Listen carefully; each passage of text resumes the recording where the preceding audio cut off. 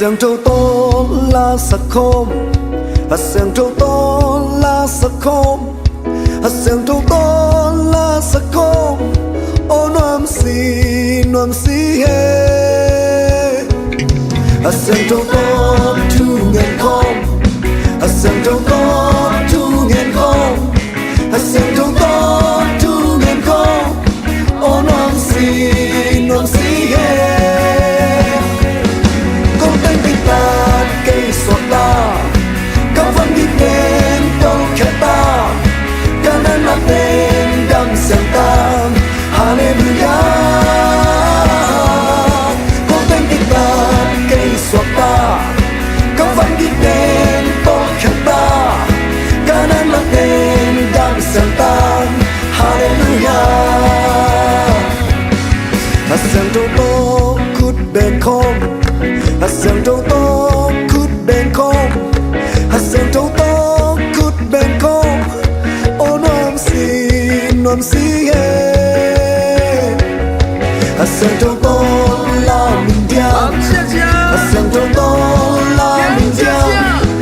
sương trâu to la mình diam ô nom si he con tên guitar cây xoạc ta các văn đi tên ta kanan là tên đam sen ta hallelujah con tên guitar cây xoạc ta các văn đi tên ta kanan là tên đam sen ta hallelujah.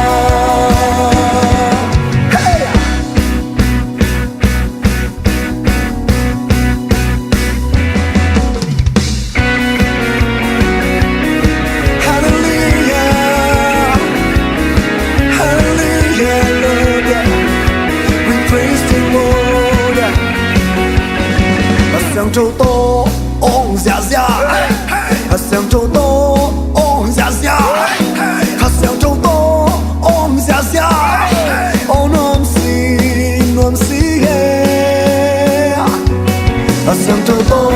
nuôi dạ dạ sương trâu to nuôi dạ dạ sương trâu to nuôi dạ dạ